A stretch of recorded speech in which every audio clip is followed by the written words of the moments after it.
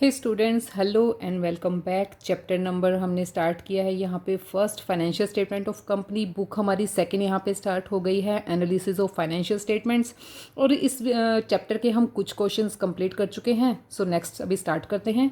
Next question देखिए, claims against the company not acknowledged at debts is shown under the head. अब देखिए, पहले तो इस स्टेटमेंट को ही समझिए, ये क्या कह रहा है यहाँ पे। Claims against the company, company के अगेंस्ट क्लेम आ गए, यानी कि हमें पेमेंट करना होगा। ठीक है, नोट एक्नॉलेज्ड एज डेप्ट, जो पहले हमारी नॉलेज में नहीं था कि वो हमारा डेप्ट बन सकता है।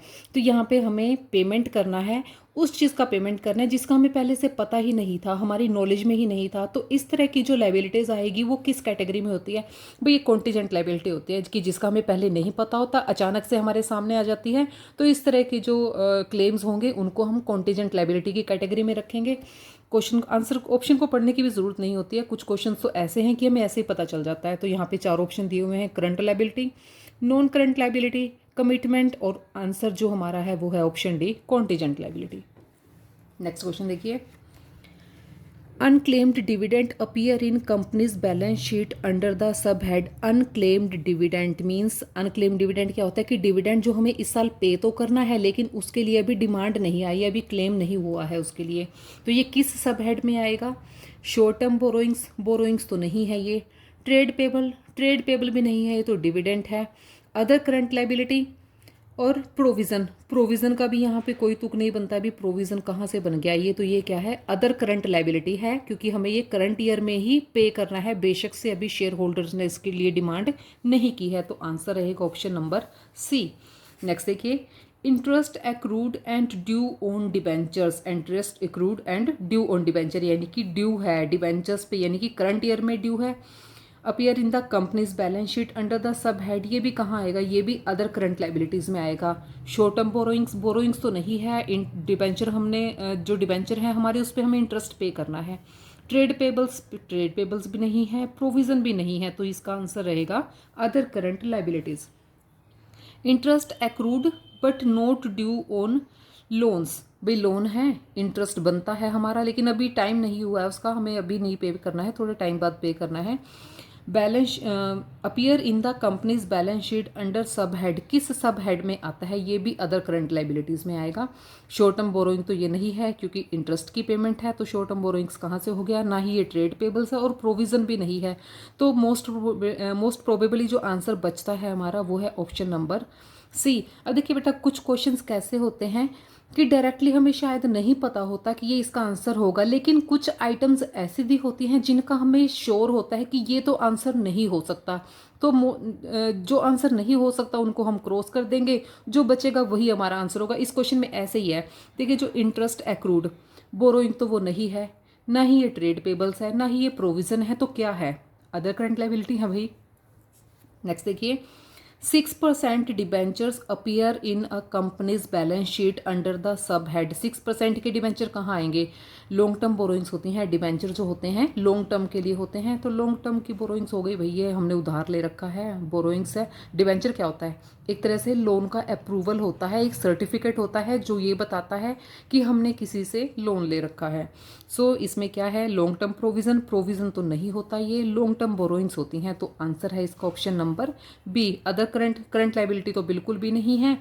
लॉन्ग टर्म लाइबिलिटी है लेकिन लाइबिलिटी ये यहाँ पे बोरोइंग्स है हमारी, हमने उधार ले रखा है। ठीक है, नेक्स्ट देखिए, interest accrued on investment appear in the companies balance sheet under the sub head. Investment पे जो इंटरेस्ट एक्रूड है वो कहाँ आएगा भाई? जब पेमेंट करने वाली जो चीज़ें होती हैं उन पे इंटरेस्ट होता है, करंट लाइबिलिटी। इन्वेस्टमेंट है, हमने परचेज कर रखी है, वहाँ से जो इनकम रिसीव होगी, इंटरेस्ट रिसीव होगा, वो कहाँ आ जाएगा? सेम उसी तरीके से इसको भी फॉलो करेंगे, वो अदर करंट लाइबिलिटी में आता है, ये तो अदर करंट असेट्स में आ जाएगा। नेक्स्ट देखिए, 25 question, accumulated dividend arrears. Accumulated dividend arrears क्या होते हैं? देखिए, किसी भी क्वेश्चन को करने से पहले ना जिस चीज़ को पूछा गया है आपको उसका मीनिंग क्लियर होना चाहिए। एक्यूमुलेटेड क्या होता है? जो कई सालों से अगर हमने पीछे पेमेंट नहीं किया है वो रिजर्व हो जाता है, इकट्ठा हो जाता है, स्टोर हो जाती है वो चीज़। Dividend arrears, dividend arrear, dividend जो हमने पहले पे नहीं किया, ठीक है। अरियर क्या होता है, जो पेमेंट जिस चीज़ की नहीं हुई होती है। तो डिविडेंड की पेमेंट नहीं हुई है, अब वो इकट्ठा हो चुका है। Own preference share is shown in the companies balance sheet. अब देखिए ये जो है हमने उनको प्रोमिस किया होगा कि भाई अगर हम किसी ईयर आपको डिविडेंड नहीं पे करते हैं, डिविडेंड का अरियर हो जाता है, तो हम आपको बाद में पे करेंगे। इट मीन्स हमने उनसे प्रोमिस किया है, कमिटमेंट हुई है हमारी उनके साथ, तो ये किस में आएगा, कमिटमेंट्स में आएगा।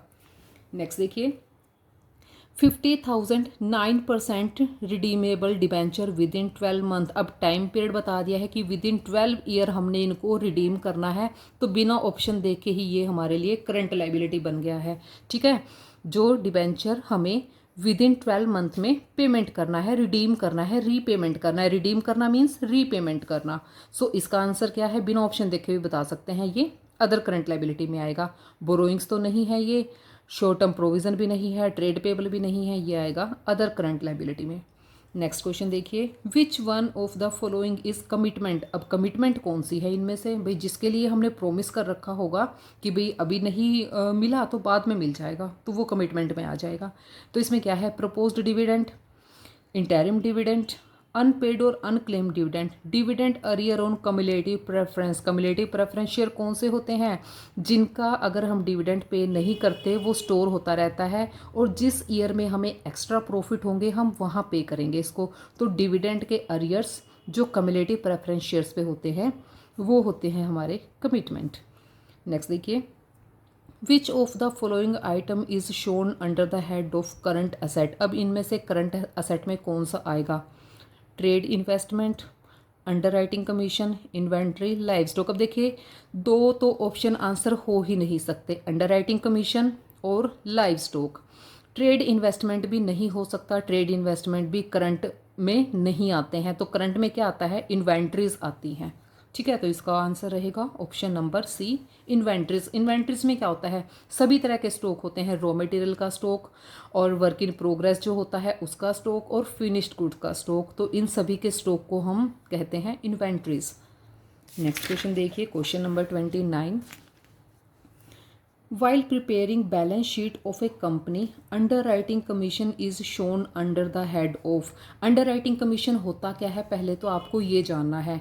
underwriting commission क्या होता है कि जैसे ही कंपनी का इनकॉर्पोरेशन होता है, और इनकॉर्पोरेशन के ड्यूरिंग हम क्या है बहुत से लोगों से काम करवाते हैं, उनमें एक कैटेगरी होती है जो हमारा काम करते हैं अंडर राइटर्स, यानी कि जो हमारा कुछ इनकॉर्पोरेशन की कुछ प्रोसेस में वो हेल्प करते हैं, उनको हमें कमीशन पे करना होता है।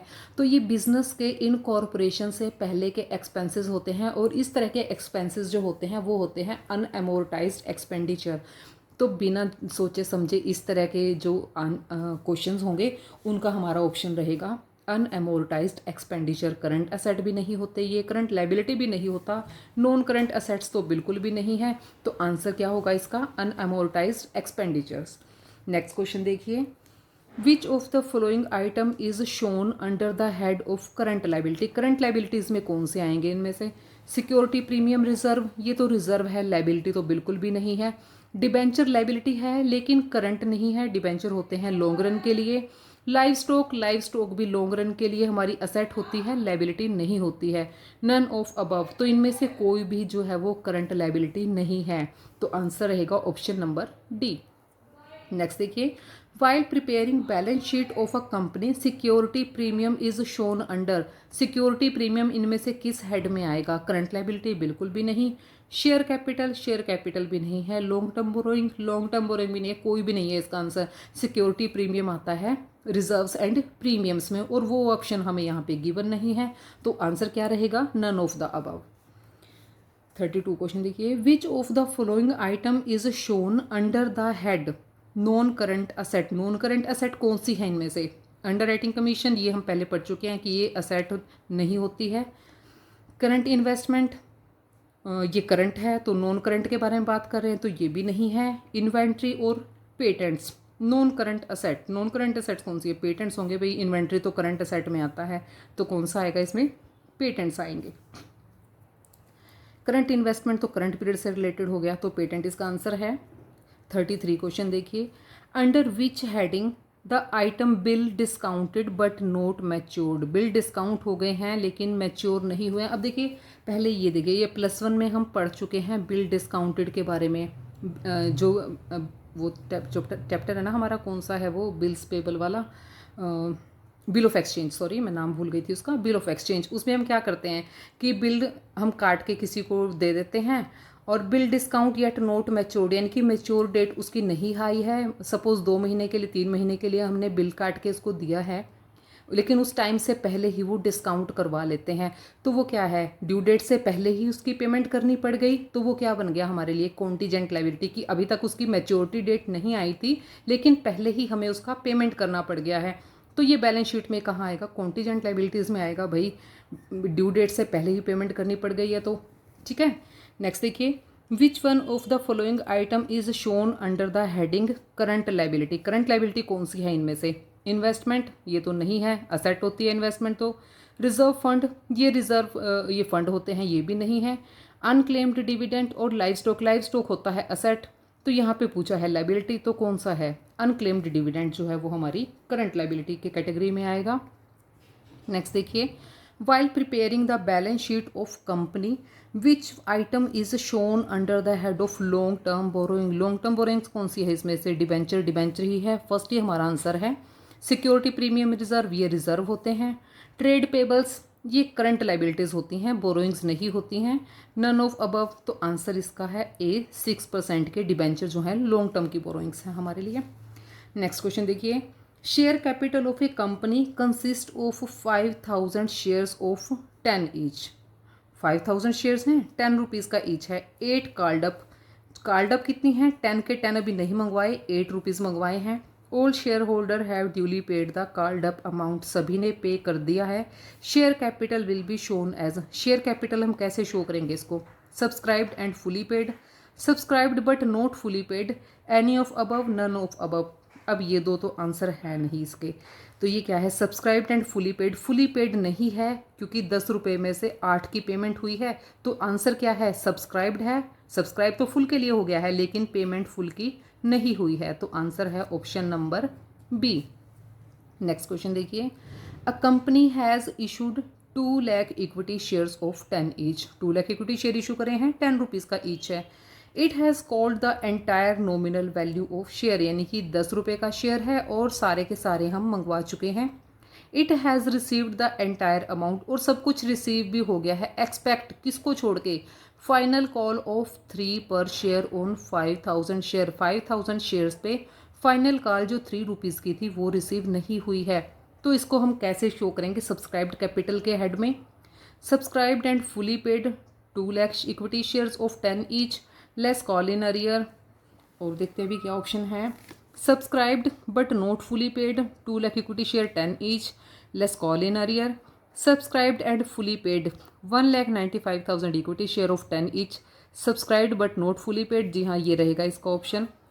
जितना फुली आ चुका है उसको अलग से दिखाएंगे और जितना नहीं आया है उसको हम अलग से डिडक्ट करके दिखाएंगे, तो हमारा आंसर रहेगा ऑप्शन नंबर सी। 38 और लास्ट क्वेश्चन है इस चैप्टर का, change in inventory means. Inventory में चेंज होने का क्या मतलब है, इन्वेंट्री क्या होती है, हम 2 तरह के बैलेंस होते हैं, एक होता है ओपनिंग बैलेंस और दूसरा होता है क्लोजिंग।